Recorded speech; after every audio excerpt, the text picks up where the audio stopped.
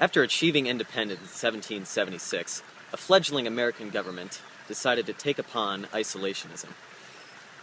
For example, during the French Civil War, both sides called upon the United States for support, but America could not risk being involved in a foreign civil war.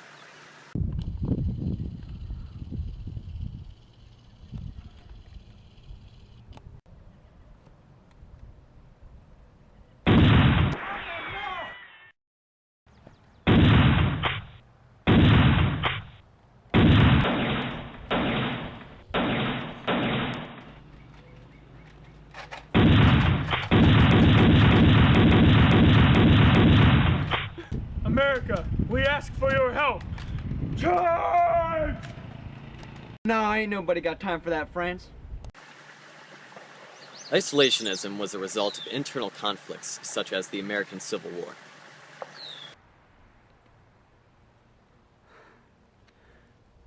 Confederates dead ahead.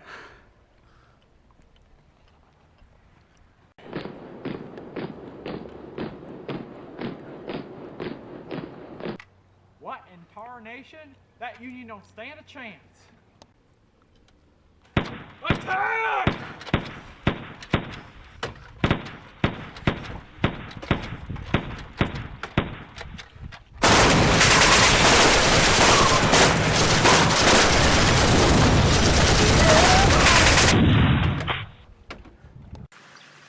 However, from 1898 until the outbreak of World War I, the U.S. foreign policy was one of imperialism. Seeking to acquire influence and control over smaller nations such as the Philippines, the U.S. desired to increase its prestige and wealth through subversion of foreign people.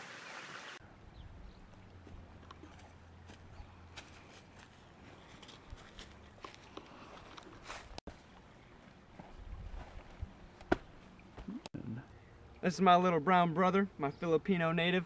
We're here to civilize him and show him some good American democracy. But then, the First World War broke out and shocked the world with its destruction.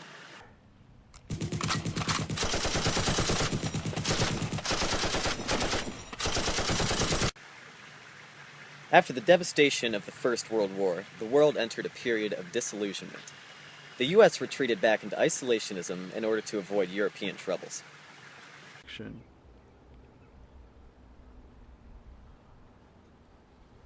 Oh, the war took everything I had.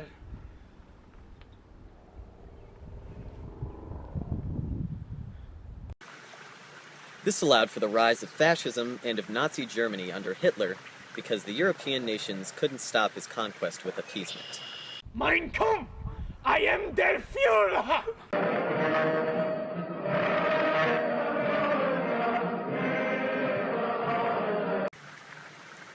The outbreak of World War II and the U.S. major involvement signaled a shift in U.S. foreign policy. Now a world power, the United States fully intended to become a major player in deciding the future course of the world. In other words, internationalism. The hopes and prayers of liberty-loving people everywhere march with you. In company with our brave allies and brothers in arms on other fronts, you will bring about the destruction of the German war machine, the elimination of Nazi tyranny over the oppressed peoples of Europe, and security for ourselves in a free world. Your task will not be an easy one. Your enemy is well-trained, well-equipped, and battle-hardened.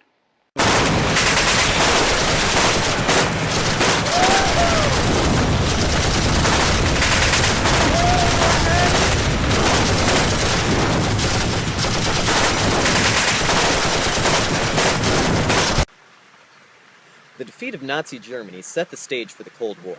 The U.S. policy of internationalism called for total resistance to the communist threat posed by the USSR. This led to a deathly cold standoff.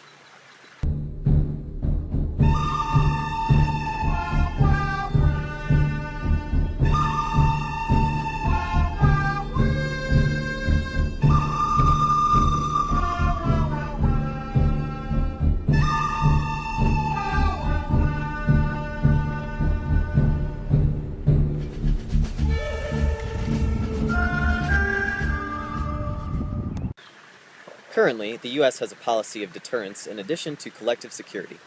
Collective security is simply that the U.S. works with other nations to promote peace. Deterrence is meant to discourage potential threats by maintaining a large military.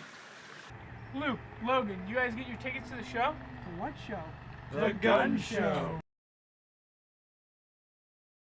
Period of 1776 to 1898, the U.S. was in isolationism. Different conflicts were occurring around the world, like the French Revolution, but the U.S. was not involved or did not want to get involved because they had problems at home, such as the Civil War, and they were just not interested in foreign affairs. Just go again. From 1998 to 1919, the U.S. foreign policy was imperialism. This policy entailed grabbing lands such as the Philippines to boost wealth, military prowess, and prestige.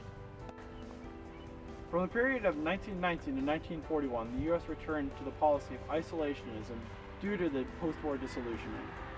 As soon as the U.S. left the world stage, dictators such as Hitler, Mussolini, and Stalin were able to gain a foothold throughout the world.